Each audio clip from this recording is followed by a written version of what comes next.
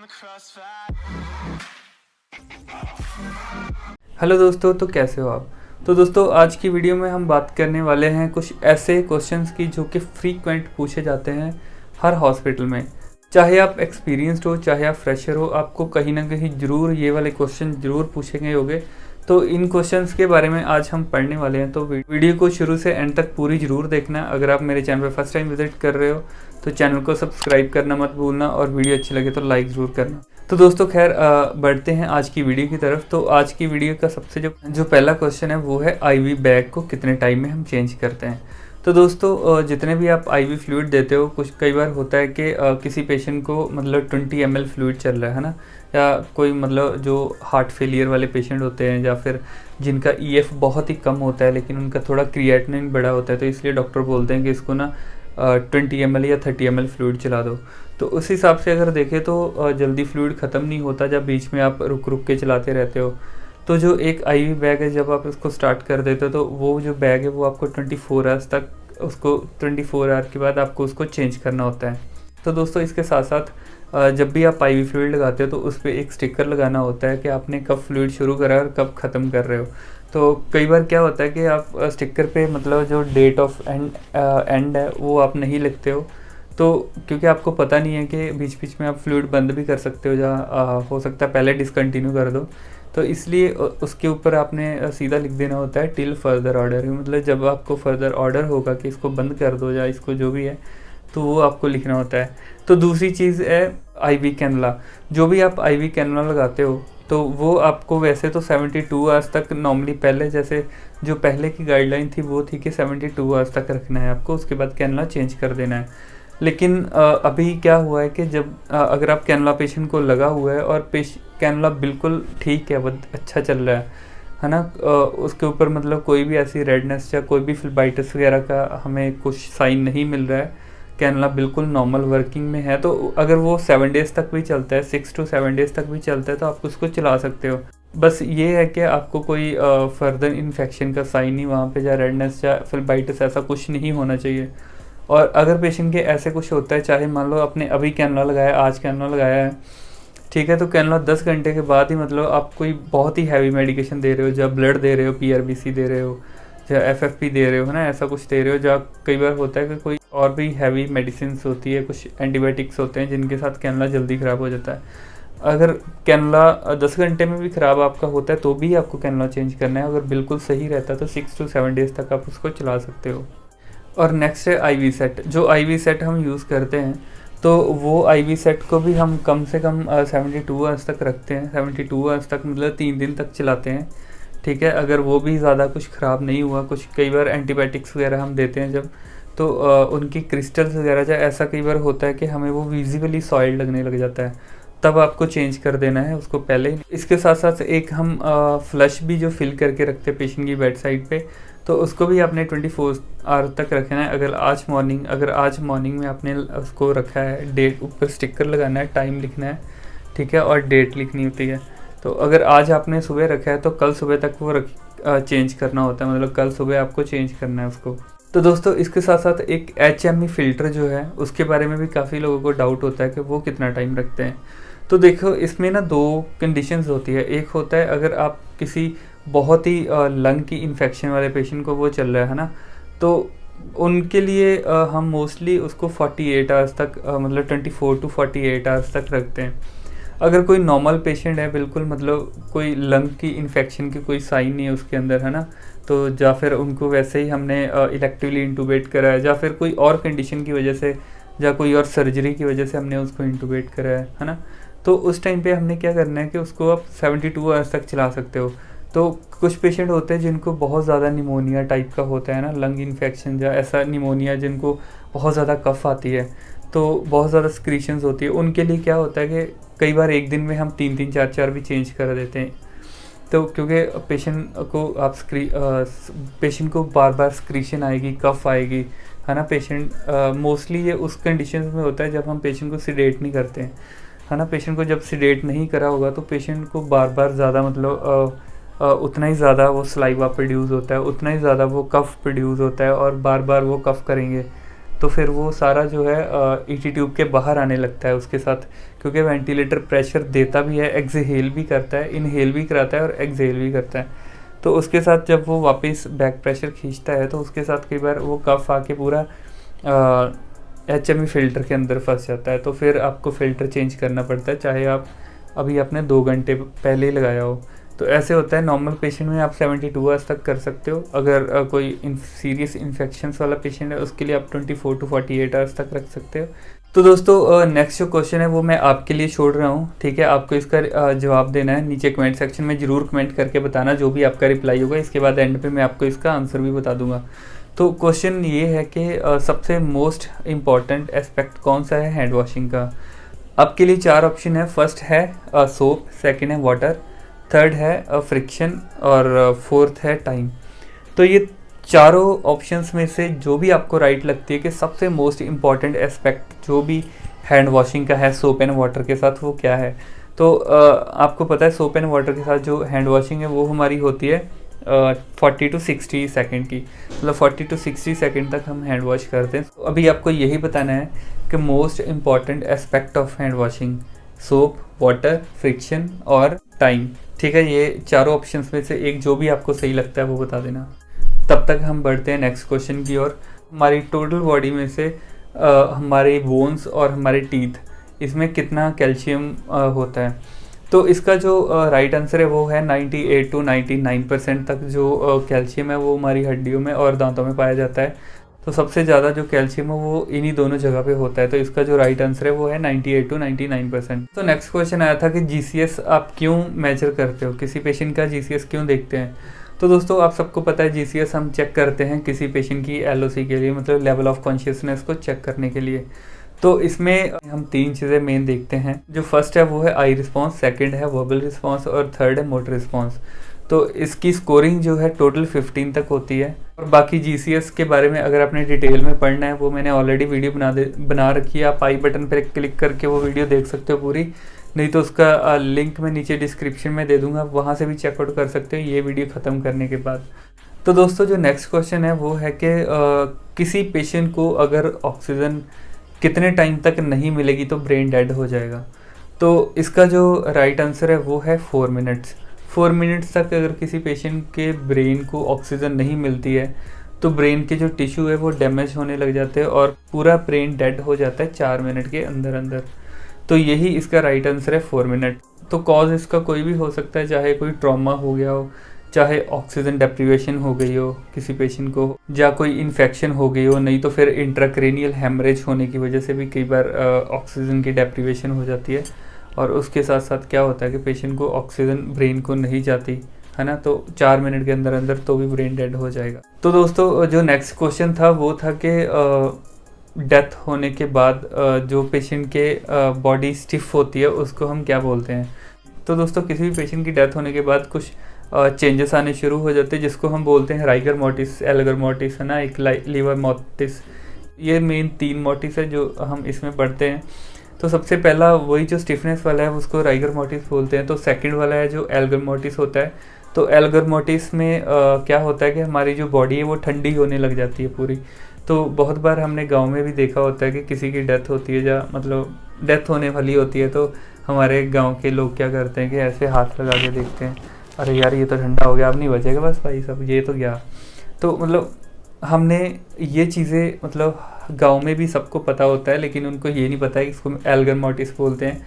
और ये क्यों होता है, इसलिए होता है क्योंकि जैसे मैंने आपको बोला कि ब्रेन डेड हो जाता है। ब्रेन डेड होते ही उसके ब्रेन के अंदर जितने भी पार्ट्स हैं वो काम करना बंद कर देते हैं। तो ऐसे ही ब्रेन में जो हाइपोथैलेमस होता है वो भी अपना काम करना बंद कर देता है। तो उसका काम क्या होता है कि बॉडी में जो हीट है उसको मतलब मेंटेन करके रखता है, बैलेंस करके रखता है।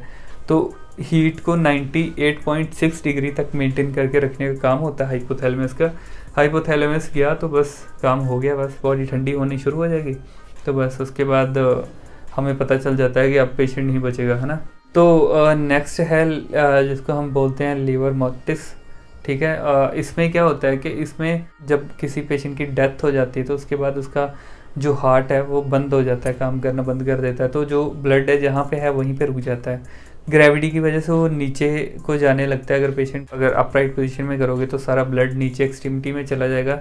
अगर पेशेंट लेटा हुआ है तो हमारी ये बैक साइड पे सारा ब्लड मतलब इकट्ठा होने लग जाता है, तो इसको हम बोलते हैं लिवर मोटिस। तो ये भी कंडीशन है जो कि डेथ होने के बाद पेशेंट के साथ होती है। दोस्तों नेक्स्ट क्वेश्चन था कि अगर आप एज ए नर्स एमरजेंसी में आप काम कर रहे हो, वहाँ पे कोई पेशेंट आता है, उसकी आप इनिशियल असेसमेंट करते हो और उसकी जो पल्स है उसकी ग्रेडिंग है +1, तो आप उसको क्या मेंशन करोगे? अगर तो आपको ग्रेडिंग का पता है तो आप इजीली बता सकते हो कि क्या है इसका आंसर। अगर आपको ग्रेडिंग का नहीं पता है तो कोई दिक्कत वाली बात नहीं, मैं अभी आपको बता देता हूँ, इसके बाद आपको खुद पता चल जाएगा। तो फर्स्ट चीज़ ये है कि ग्रेडिंग की हमें कब ज़रूरत पड़ती है। एक तो है इनिशियल असेसमेंट, जब हम करते हैं पेशेंट का, उस टाइम पे हमें उनकी मतलब देखनी होती है पल्स की कितनी है, कैसी है। उसके बाद सेकंड चीज़ है कि जब भी आप कभी कोई भी प्रोसीजर जो यहाँ से करना है ना, चाहे आप मतलब जैसे अगर आपने ABG का सैंपल लेना है तो भी आपको पता होना चाहिए कि इसमें मतलब हमें फील हो रही है या नहीं हो रही है, क्या ग्रेडिंग है। उसके बाद जब एंजियोग्राफी कई बार करते हैं हम, यहाँ से हाथ से भी करते हैं, तो रेडियल आर्टरी से जब एंजियोग्राफी करते हैं तो उसके लिए उससे पहले जो हमने असेसमेंट करनी होती है उसमें भी हमें ये लिखना होता है कि क्या है, मतलब उसकी ग्रेडिंग क्या है। ठीक है, तो ग्रेडिंग का क्या सीन होता है कि सबसे पहले उसका जो नंबर होता है वो 0 से लेके 4 तक होता है। तो 0 जो है उसका मतलब है एब्सेंट, कोई पल्स फील नहीं होती है। उसके बाद आप +1 +2 +3 +4 कराते हो। प्लस का मतलब है साइन है पॉजिटिव, मतलब आपको फील हो रही है। ठीक है, तो उसके बाद नंबरिंग आपको जो बताती है कि कितनी है। जो +1 का साइन है उसका मतलब है कि जो पल्स है बिल्कुल फीबल पल्स है, मतलब आप फील कर रहे हो, बिल्कुल थोड़ी सी आपको फील हो रही है, लेकिन पल्स है, बस बहुत थोड़ी फील हो रही है। उसके बाद आता है सेकंड +2 का मतलब है कि जो पल्स है नॉर्मल है। नॉर्मल जैसे मतलब अभी मान लो मेरी तो नॉर्मल है, तो आप अपने हाथ रख के देख लो आपकी नॉर्मल है या नहीं। तो मेरी तो खैर नॉर्मल ही है, तो आपकी भी सबकी नॉर्मल ही होगी, क्योंकि आप यंग हो तो आपकी भी नॉर्मल ही होगी।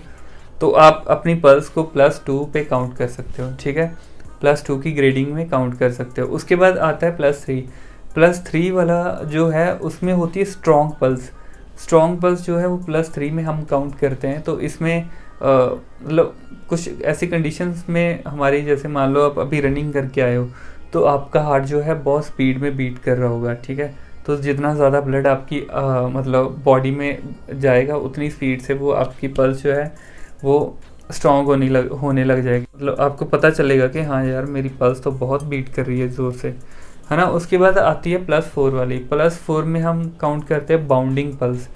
बाउंडिंग का मतलब होता है बहुत ज़्यादा, मतलब आपको बहुत ज़्यादा फील होगी।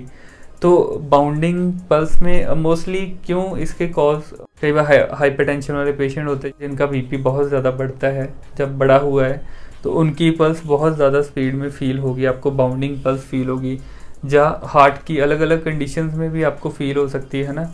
किसी को पैल्पिटेशंस के टाइम पे ज़्यादा पल्स आपकी बाउंडिंग फील होती है, या फिर हाइपरटेंशन के साथ, या फिर एंजाइटी के टाइम पे, या स्ट्रेस के टाइम पे। तो ऐसी कुछ कंडीशंस होती है जिसमें आपको आपकी बाउंडिंग पल्स फील होगी, तो उसको इसी हिसाब से ग्रेडिंग करना है। 0 है तो एब्सेंट है, 1 है तो फीबल है, सेकंड है तो नॉर्मल है, 3 है तो स्ट्रॉन्ग पल्स है, 4 है तो बाउंडिंग पल्स है। तो दोस्तों नेक्स्ट है साइट ऑफ पल्स। तो साइट ऑफ पल्स के बारे में भी हम पढ़ लेते हैं। इसको सबसे याद रखने का, जैसे मुझे भी पहले कई बार याद नहीं रहता था, लेकिन बहुत ही आसान तरीके से इसको याद रखने का ऐसे है कि आप ऊपर से नीचे को मतलब याद रख सकते हो। जैसे अगर सबसे पहले हम यहाँ से शुरू करते, सबसे पहले हमें फील होती है टेम्पोरल आर्टरी जो है हमारी, है ना। उसके बाद आप थोड़ा सा नीचे आते हो, नेक पे आते हो, तो आपको फील होती है कैरोटिड आर्टरी। ठीक है, उसके बाद आप यहाँ से सीधा इधर जाते हो तो यहाँ पे आपको आपकी फील होगी ब्रेकियल आर्टरी, और नीचे जाते हो तो फील होगी रेडियल आर्टरी, है ना। यहाँ से अभी आप नीचे आ रहे हैं तो हार्ट में आपको एक नीचे पल्स फील होगी जो है अपाइकल आर्टरी, जिसको हम अपाइकल पल्स बोलते हैं। तो कुछ लौंडों को ना, लड़कियों के लिए जो मतलब वो हम बोलते हैं ना कि यार तेरे लिए मेरा दिल धड़कता है, तो वो जो दिल धड़क रहा है ना, वो जो पल्स फील हो रही है वो अपाइकल पल्स होती है आपकी। ठीक है, तो उसके बाद यहाँ से हम नीचे आते हैं तो सीधा हम पहुँचते हैं फेमोरल में। तो फेमोरल पे जो आर्टरी है वो हमारी होती है फेमोरल आर्टरी, वो ऑब्वियसली उसका नाम ही फेमोरल है तो फेमोरल आर्टरी है, ठीक है। उसके बाद आप नीचे जाते हो तो जो हमारा नी है उसकी बैक साइड पे जो है वो होती है पॉप्लिटियल आर्टरी। उसके बाद थोड़ा सा और आप नीचे जाते हो तो आपको फील होती है पोस्टीरियर टिबियल आर्टरी। उसके बाद आप पैर पे आते हो, ठीक है, ये हमारा मान लो पैर है, पैर के ऊपर जो हमें पल्स फील होती है वो होती है डॉर्सलिस पेडिस। तो डॉर्सलिस पेडिस जो पल्स है वो हम मोस्टली चेक करते हैं जब हम किसी पेशेंट का पीटीसीए करते हैं, मतलब किसी पेशेंट को जब स्टंट डालते हैं तो उसके बाद उनको स्टंट डालने के लिए फेमोरल आर्टरी पंक्चर करते हैं। मोरल आर्टरी पंक्चर करके उसके बाद हम शीथ डाल देते हैं, तो उसके बाद हम चेक करते हैं पेशेंट की डॉर्सलिस पेडिस के, मतलब जो ब्लड का फ्लो है नीचे तक अच्छे से हो रहा है या नहीं, मतलब डॉर्सलिस पेडिस आर्टरी तक जो ब्लड का फ्लो है वो अच्छे से हार्ट का हो रहा है या नहीं। अगर नहीं हो रहा है तो फिर आगे और अल्ट्रासाउंड करवाएंगे या फिर डॉपलर करवाएंगे, जो भी मतलब करवाना है वो आगे फर्दर करवाते हैं। नहीं तो ये हम अपनी सेफ साइड के लिए चेक कर लेते हैं कि हाँ भाई जो फ्लो है वो नॉर्मल आ रहा है। तो दोस्तों जो नेक्स्ट क्वेश्चन है वो है वेंटिलेटर के बारे में, कि वेंटिलेटर का जो मतलब सबसे मतलब अगर ऑक्सीजन सबसे लो ऑक्सीजन कितना होता है। तो जैसे फ़ोन में हमारा फ़ोन जैसे हम चार्ज करते हैं 100% तक चार्ज होता है, तो हमें पता है कि अगर हम किसी भी चीज़ को बढ़ाते हैं तो 100 से ऊपर नहीं जाएगा, ये नहीं है कि आपका फ़ोन 110% हो जाएगा। तो ऐसे ही वेंटिलेटर क्या है, बढ़ाओगे तो 100 तक जाएगा, 100 से ऊपर नहीं जाता है, ये तो हम सबको पता है, नॉर्मल चीज़ है। कम होता है तो कितने तक होता है ये हमें नहीं पता होता। कई बार बहुत सारे दोस्त यही सोच लेते हैं कि अगर 100 तक बढ़ता है तो मतलब ये 0 तक या 1 तक जाता होगा। तो इसका जो नॉर्मल रहता है, अगर लास्ट आप लेके जाते हो तो 21 तक जाएगा। 21 से नीचे ये कभी नहीं चाहेगा, चाहे कितना भी मरोड़ के उसको तोड़ दो, लेकिन वो 21 तक ही रहेगा। 21 तक रहने का जो मेन रीज़न है वो है कि 21% जो ऑक्सीजन है वो है हमारी रूम एयर की, मतलब ये नहीं कि मेरे रूम में, पूरे इन्वायरमेंट में जितनी भी ऑक्सीजन होती है ना वो होती है 21% तक इन्वायरमेंट की ऑक्सीजन जो होती है। तो वैसे ही जो वेंटिलेटर है वो पूरा मतलब रूम एयर पे ही आ जाता है, इन्वायरमेंटल जितनी ऑक्सीजन है उतने पे ही आ जाता है, मतलब 21% तक होता है, इससे नीचे नहीं आएगा वो। तो इसलिए जो इसका राइट आंसर है वो है 21%। तो दोस्तों आज के क्वेश्चन बस इतने ही हैं। अभी जो मैंने आपको क्वेश्चन पूछा था उसका आंसर मैं आपको दे देता हूँ। मैं भी नीचे चेक करूँगा कि कितने लोगों ने सही आंसर किया है। अभी अपने कमेंट डिलीट नहीं करने, ठीक है, जिसने जो भी आंसर दिया है कोई बात नहीं, हम देखते हैं। तो दोस्तों इसका जो क्वेश्चन था यही था कि सबसे मतलब सबसे इम्पॉर्टेंट एस्पेक्ट क्या है। तो हैंड वॉशिंग के लिए जो इम्पॉर्टेंट एस्पेक्ट में आपको मैंने 4 ऑप्शंस दी थी। एक था सोप, दूसरा था वाटर, तीसरा था फ्रिक्शन और चौथा था टाइम, ठीक है। सोप आपको पता है वो चाहिए ही चाहिए जब भी हमने करना है, तो जिनका सोप आंसर था वो भी गलत है।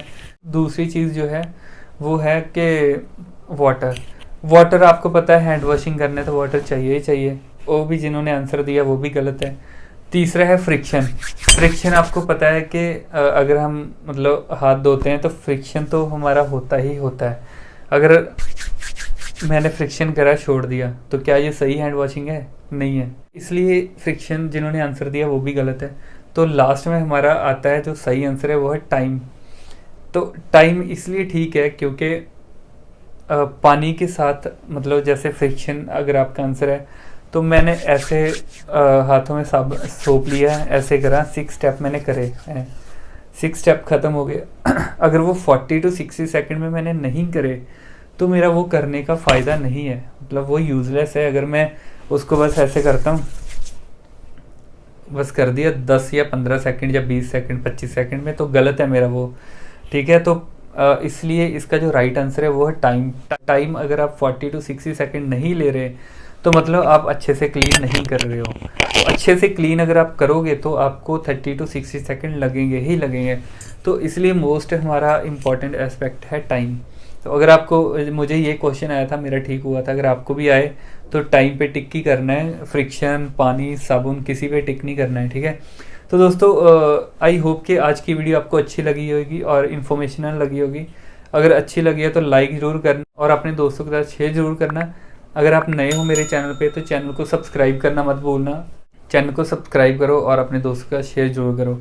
तो दोस्तों हम मिलते हैं नेक्स्ट फर्दर किसी नई वीडियो के साथ।